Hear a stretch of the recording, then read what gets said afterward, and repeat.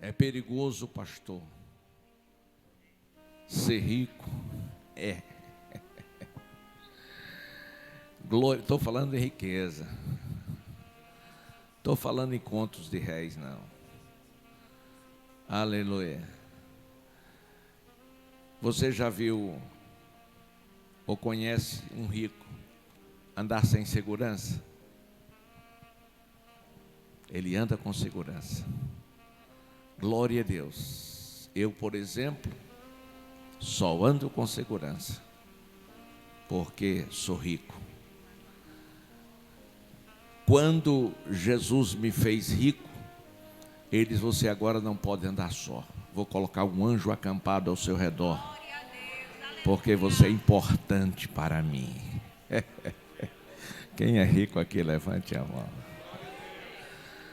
Glória a Deus. O perigo das riquezas com base neste diálogo entre um jovem advogado e Jesus.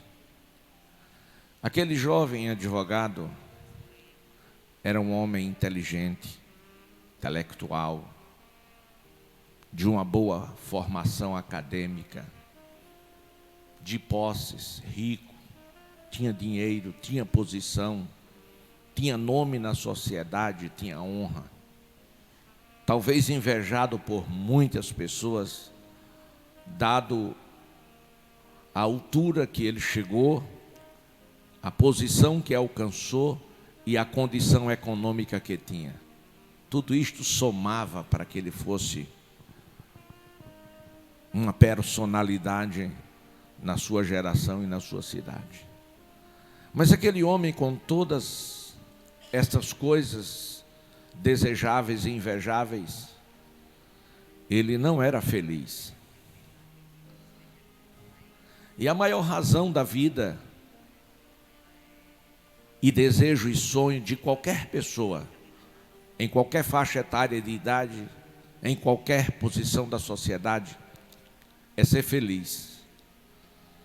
E as pessoas, elas buscam a felicidade.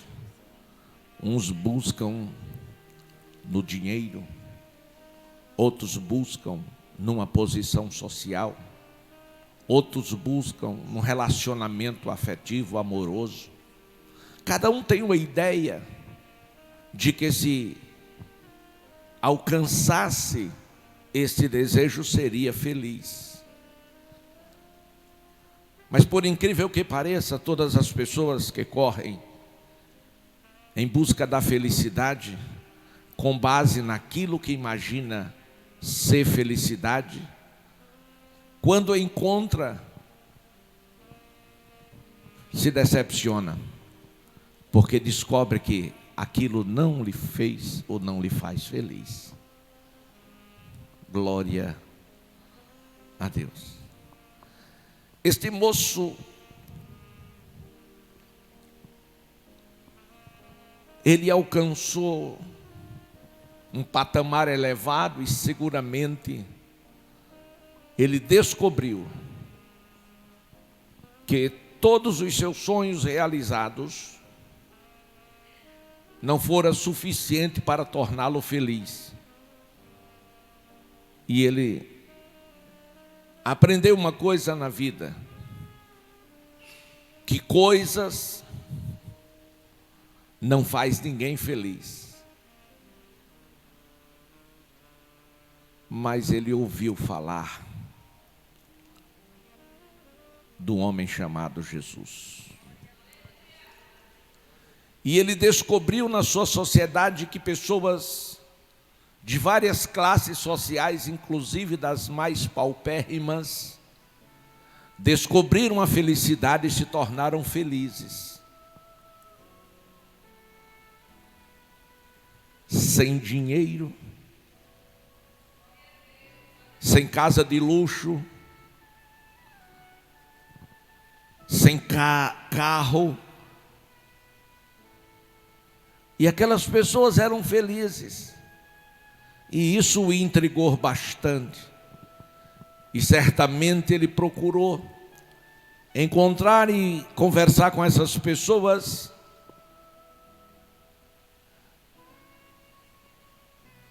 E ele descobriu que a felicidade daquelas pessoas foi a partir do momento em que elas tiveram um encontro com Jesus. E foi aí que um enorme vazio entrou na alma daquele homem, que o inquietou, como inquietou o doutor Nicodemos um dia. E ele sentiu a necessidade de Deus. Uma necessidade que todos os homens sentem e não entendem que este vazio da alma é a necessidade de Deus.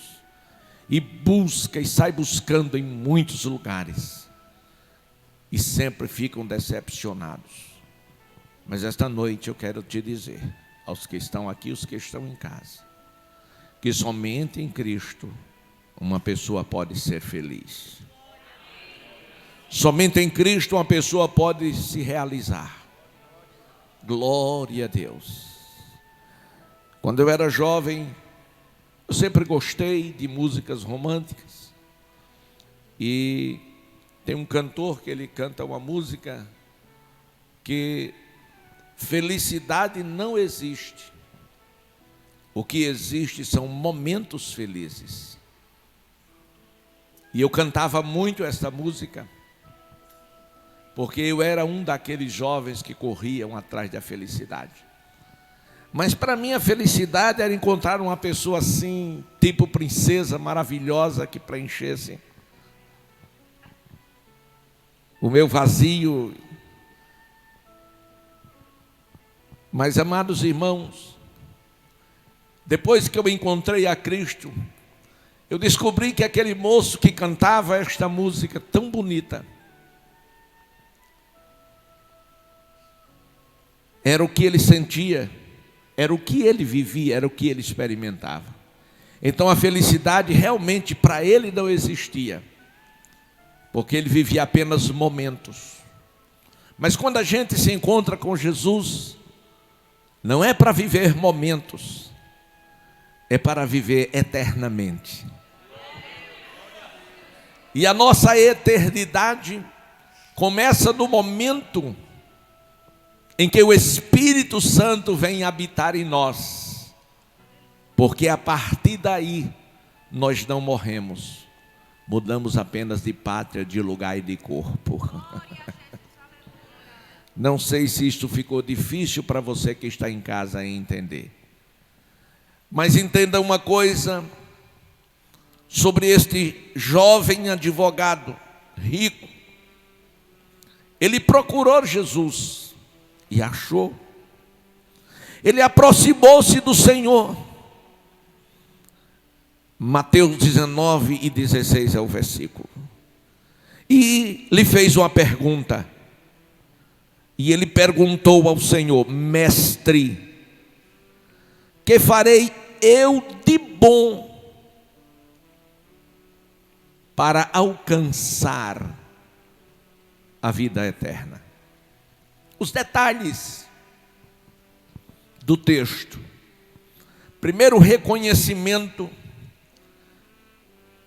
que Jesus era mestre. Glória a Deus. Segundo, que ele era bom. Mestre, porque ninguém falava, ensinava, pregava e conhecia as leis de Deus como ele. Que desde os 12 anos ensinava aos rabinos das sinagogas. Bom, porque ninguém fazia o que ele fazia. Ele era o socorro dos necessitados, dos aflitos. Então aquele jovem advogado muito inteligente entendeu isso. E por fim, ele falou da sua necessidade. Ele perguntou: que farei eu para herdar a vida eterna?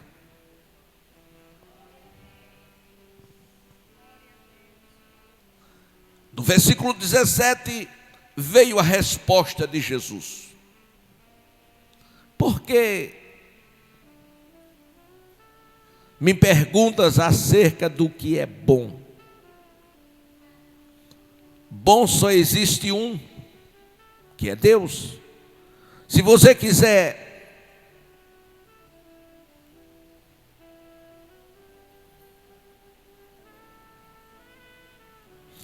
se queres, porém, entrar na vida, guarde os mandamentos.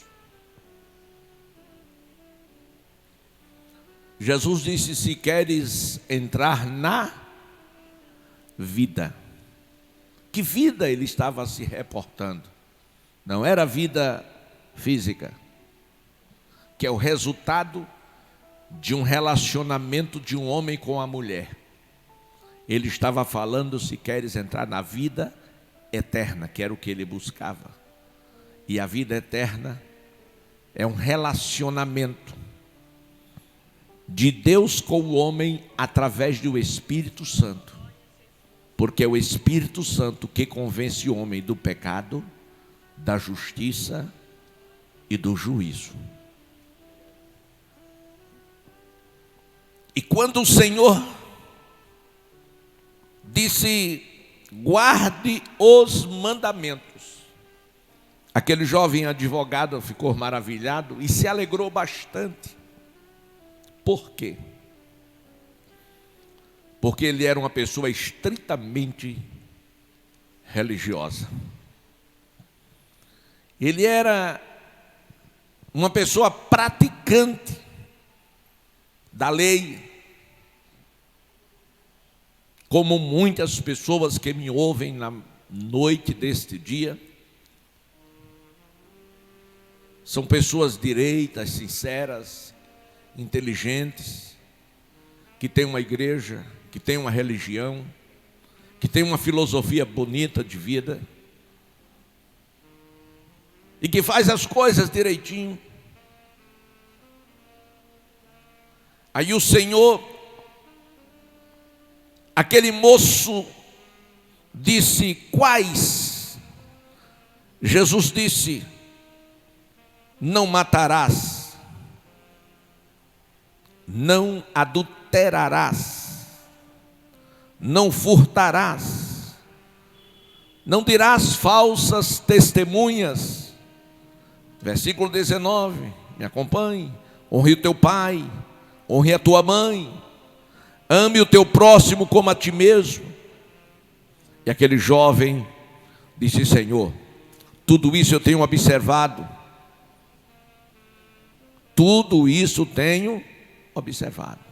O que me falta? Em outras palavras, entendi. Eu sou um homem completo.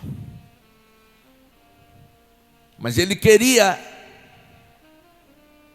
a resposta de Jesus. Por isso ele perguntou: que me falta? Ele achava que não precisava de nada. Um dia,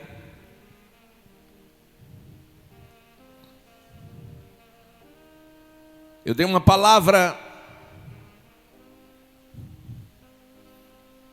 para o meu irmão acerca do reino de Deus e da salvação.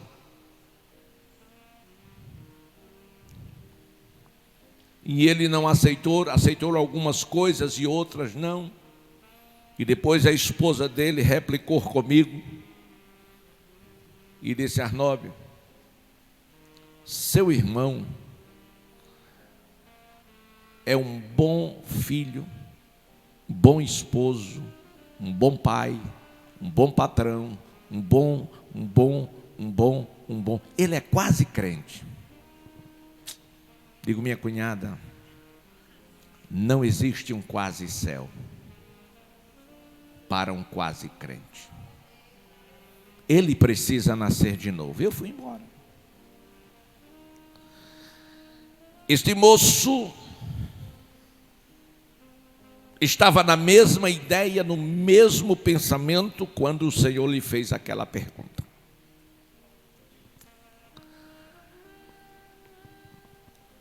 E quando a gente observa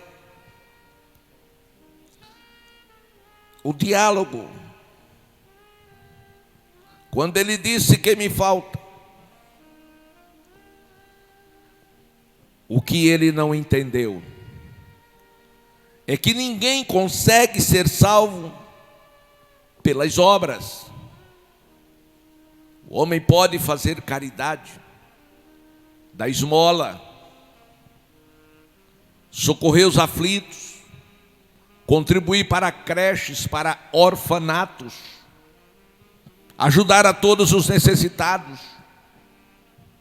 E quanto melhor for a sua situação econômica, mais ele pode fazer.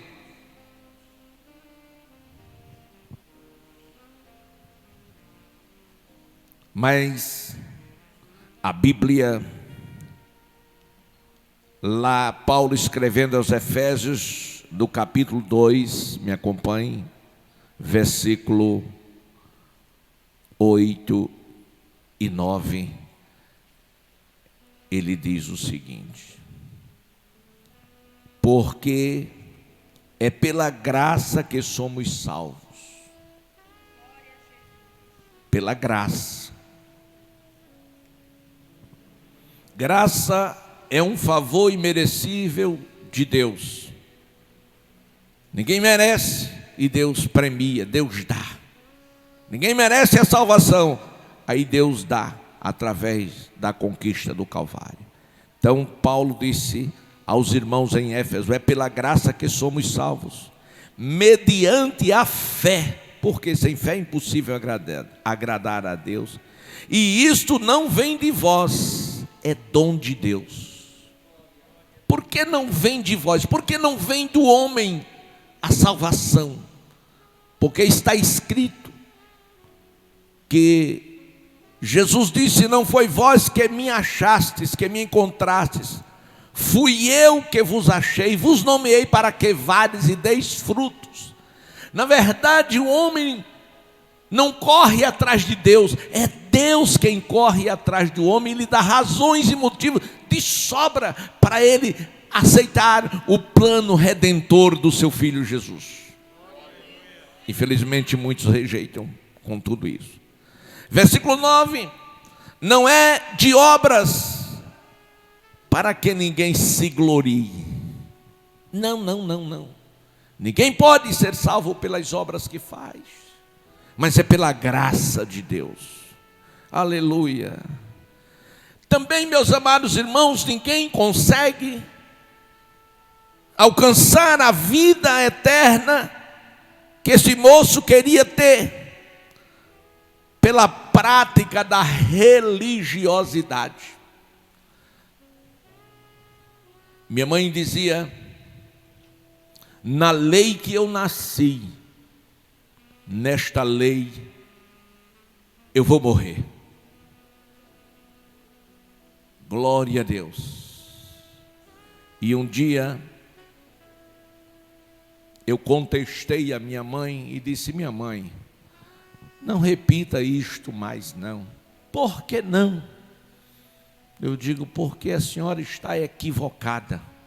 O filho não pode dizer que a mãe está errada, né?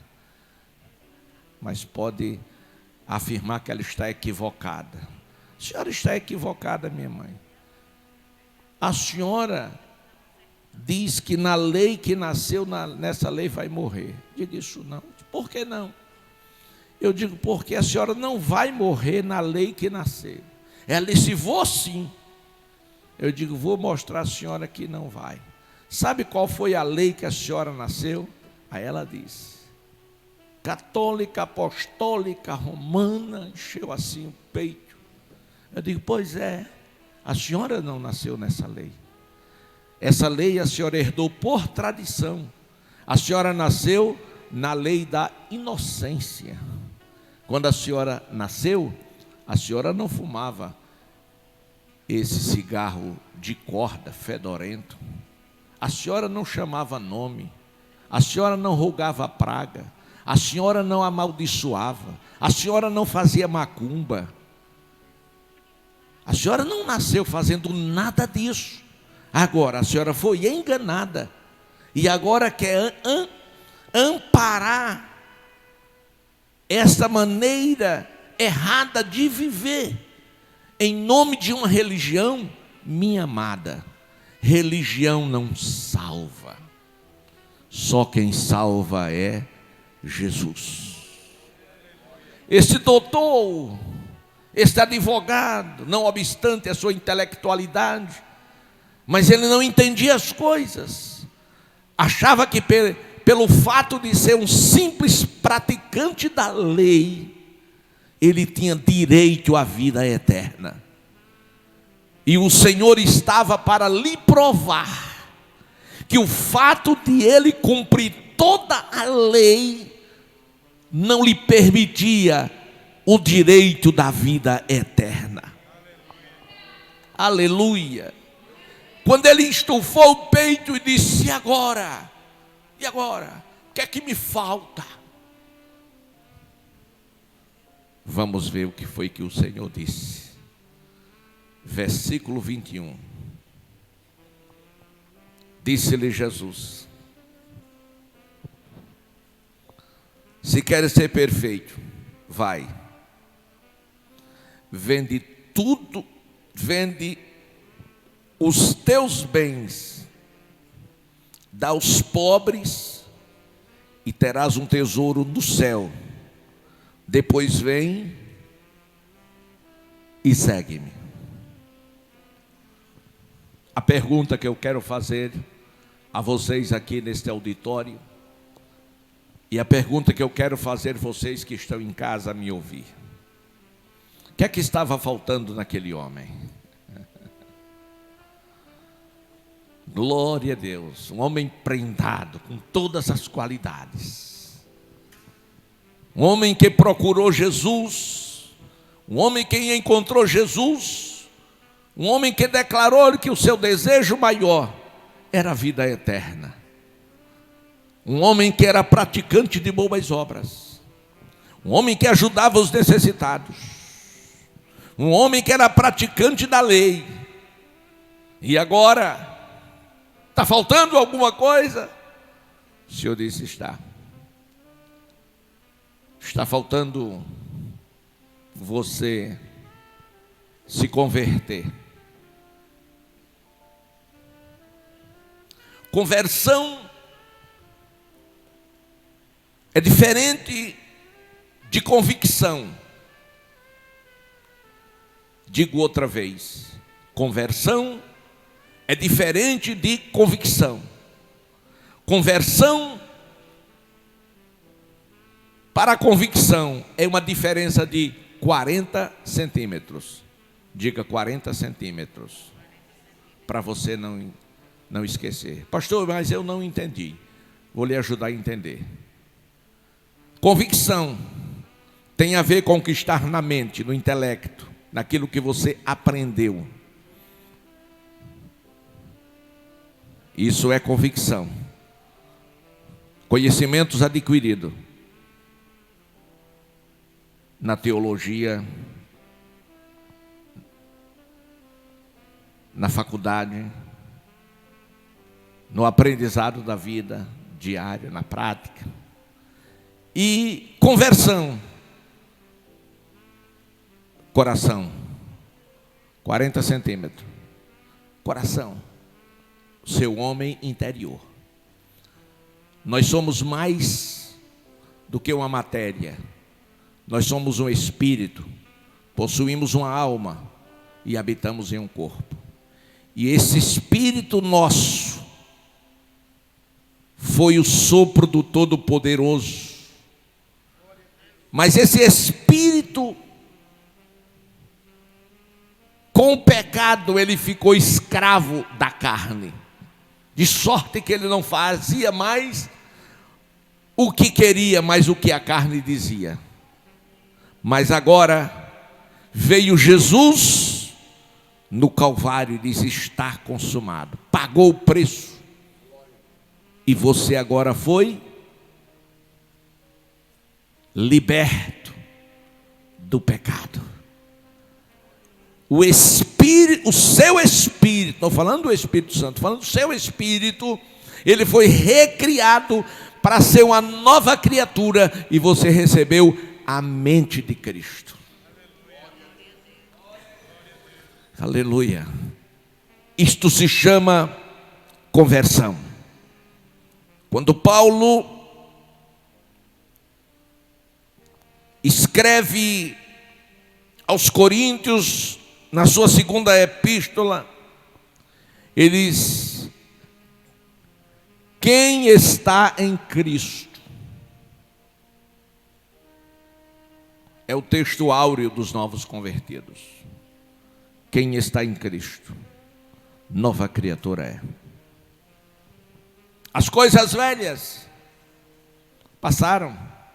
Mentira, roubo, engano, prostituição, adultério, palavrões, cachaça, fumo, droga.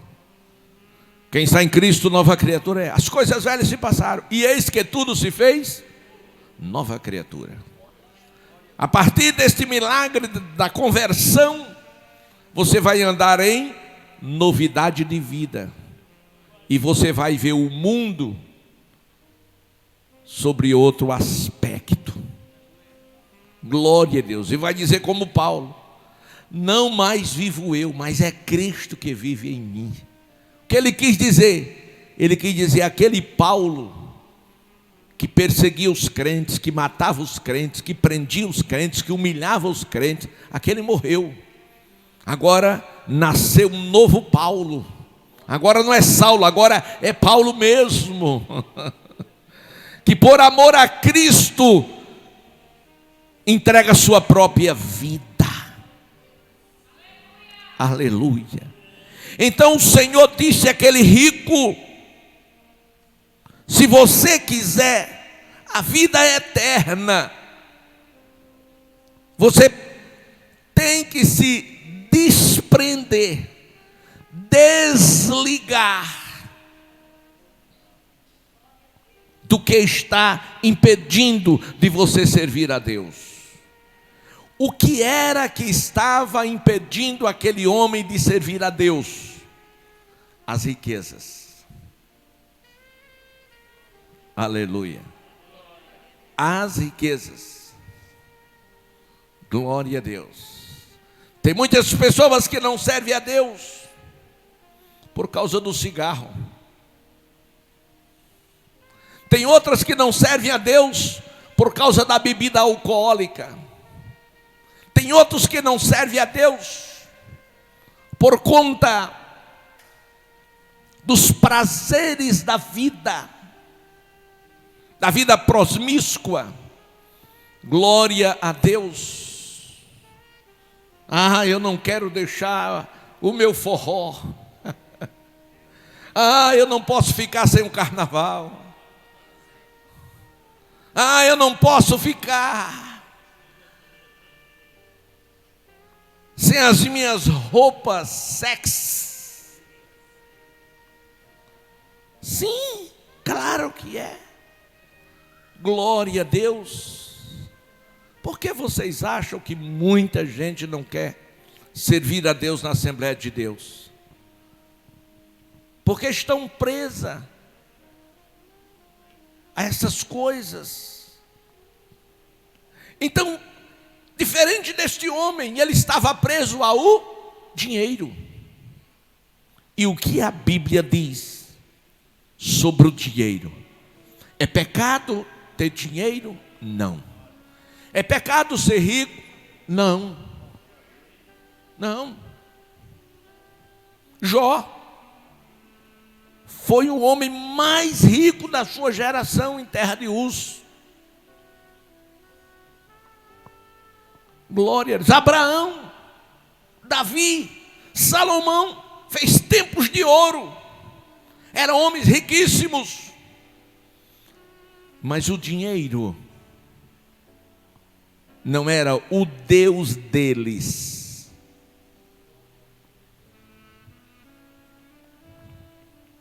Mas nem todo mundo, eu disse o quê? Nem todo mundo pode ter dinheiro, nem todo mundo pode ter posição.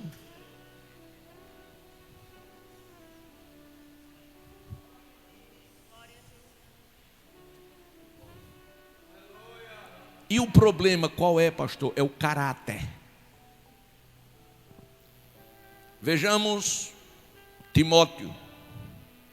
1 Timóteo 6:10. Ajuda-me, por favor.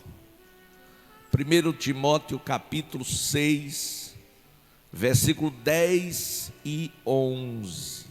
Está escrito: porque o amor do dinheiro, não fala amor ao dinheiro, diz amor ao dinheiro. Porque o amor do dinheiro, a pessoa que ama o dinheiro, o amor ao dinheiro, ou do dinheiro, é raiz de todos os males. E alguns, nesta cobiça, se desviam da fé e a si mesmos se atormentam com muitas dores. Mas tu, ó homem de Deus, foge destas coisas. Siga a justiça, a piedade, a fé, o amor, a consciência, a mansidão. Então Paulo, irmãos, ele fala o perigo das riquezas. Jesus disse: aonde estiver o teu tesouro, ali estará o teu coração. Glória a Deus. Então, este homem rico, este advogado proeminente, sentiu a necessidade da vida eterna, encontrou a pessoa certa, porém, o amor que ele tinha pelos seus bens era maior pelo amor dos seus sonhos, que era a vida eterna. Se eu fizesse uma enquete hoje, no Rio Largo, em Alagoas, no Nordeste, no Brasil e no mundo, se eu fizesse uma enquete hoje para perguntar: você gostaria de ir para o céu?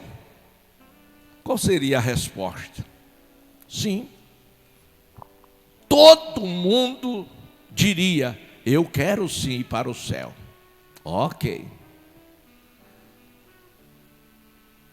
Mas se eu disser: mas você sabe que para ir para o céu, você primeiro tem que renunciar, negar a si mesmo? Não. Pois primeiro, para ir para o céu, você tem que negar a si mesmo. Depois, tomar a sua cruz. E depois, seguir a Jesus. Não é seguir um pastor. Não é seguir uma religião. Não é seguir uma igreja.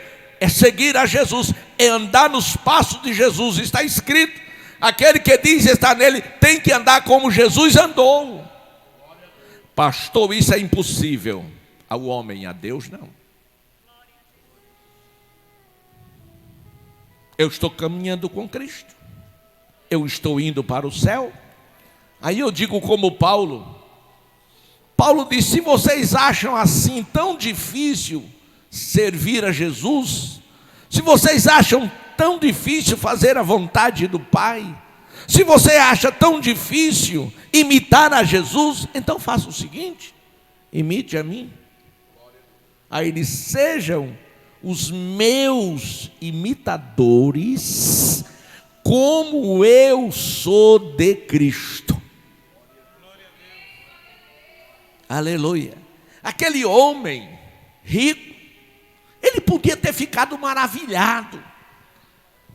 Ele podia ter dado uma festa, dizendo: graças a Deus que Jesus me recebeu, me aceitou e vai me dar o presente da vida eterna. Mas o seu dinheiro falou mais alto. A primeira ideia que ele pensou foi: e eu vou ter que ficar pobre? Eu vou ter que ficar pobre? Ah, pobre eu não quero não. Eu prefiro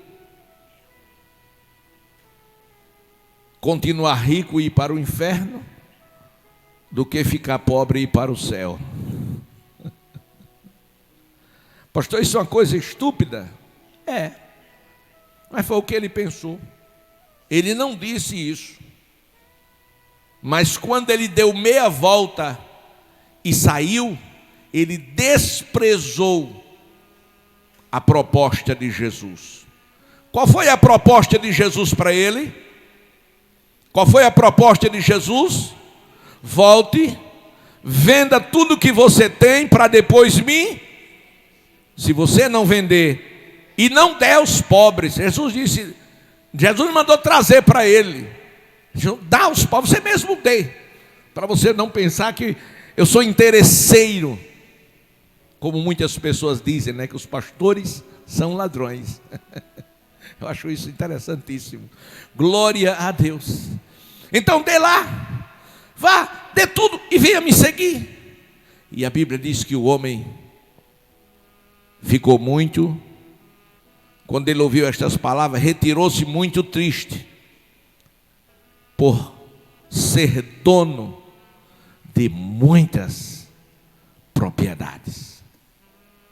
Diferente de Zaqueu. Diferente de Zaqueu, que era um homem rico.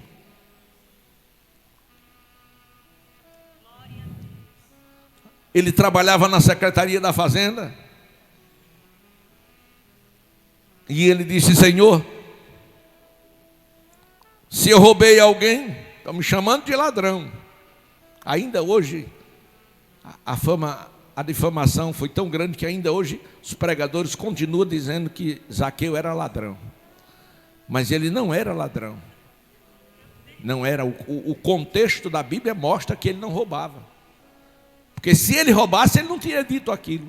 Se roubei, se, princípio de possibilidade, ele estava dizendo, havia sim a possibilidade de eu roubar, como os outros faziam, mas eu não fiz. Glória a Deus. Se roubei alguém, eu devolvo quadruplicadamente. Isso prova a sua inocência, que ele não era ladrão. Como era que ele devolveu 4 vezes mais o que roubou? E ele estava falando com quem conhecia das coisas. Então ele disse isso porque não roubou ninguém. Mas ele levou Jesus para sua casa. E quando ele disse, se roubei, devolvo 4 vezes mais. Jesus Cristo, hoje veio salvação a esta casa. Por quê? Porque Zaqueu se converteu de verdade. Enquanto esse advogado que queria a vida eterna, ele não se converteu, pelo menos nesse momento. Aleluia. Pelo contrário, presbítero Gerson, ele deu as costas para Jesus, baixou a cabeça e lentamente foi se distanciando. Glória a Deus. Muito triste, porque ele queria sim a vida eterna, mas ao modo dele. Tem muitas pessoas querendo ir para o céu, mas do seu jeito. Mas a palavra de Deus diz que o caminho é estreito, que a porta é apertada e que são poucos os que entram por ela. Mas o caminho da perdição, a porta é larga, O caminho é espaçoso e são muitos os que entram por ela. E a pergunta que eu te faço nesta hora, neste momento, aonde você estiver, qual porta você precisa entrar? Aleluia. Você lembra da porta da arca? Você sabe que quase 120 anos Noé passou pregando o juízo de Deus e dizendo que estava para sobrevir sobre a terra, e eles riam e zombavam. Mas quando veio o dilúvio, a porta já estava fechada. Eles correram para lá, bateram na porta, gritaram: abre-nos, Noé, a porta. Mas quem fechou a porta foi Deus. E a porta que Deus fecha, ninguém abre. Escute, senhoras e senhores, não incorra no mesmo erro que esse rico incorreu. Pensar que podia ser salvo porque era caridoso e praticava boas obras. Pensava que podia ser salvo porque tinha uma religião. Pensava que seria salvo porque era praticante da lei. Quem sabe hoje já li a Bíblia toda, pastor. E às vezes eu vejo pelas redes sociais as pessoas se utilizando da Bíblia para a sua autocondenação, desmerecendo, desfazendo e distorcendo o que as Escrituras ensinam, e ainda criticando quem anda na verdade. Mas Jesus disse: conhecereis a verdade, e a verdade nos libertará, vos libertará. E uma árvore vai se conhecer pelos seus frutos. Uma coisa foi quando aquele rico se aproximou de Jesus. Outra coisa foi quando aquele rico se distanciou de Jesus. Quando ele se aproximou, todo mundo aplaudiu, todo mundo disse: este é o homem. Mas quando ele saiu, houve divisão de pensamentos. Mas Jesus disse: uma árvore, ela é conhecida pelos frutos que ela produz. Os frutos do homem não eram dignos de arrependimento. De sorte, meus amados e queridos irmãos, que os discípulos se dividiram intelectualmente e foram a Jesus, vendo o homem se distanciando triste, e disseram: Senhor, desta maneira, quem pode ser salvo? Os próprios discípulos que andaram com Jesus. Achou que as exigências do reino, as exigências do Senhor foi forte e alta demais. Jesus disse: isso é impossível aos homens, mas é possível para Deus. Aí o Senhor disse: vou dar uma lição para os meus discípulos. Versículo 24 do mesmo capítulo, por favor.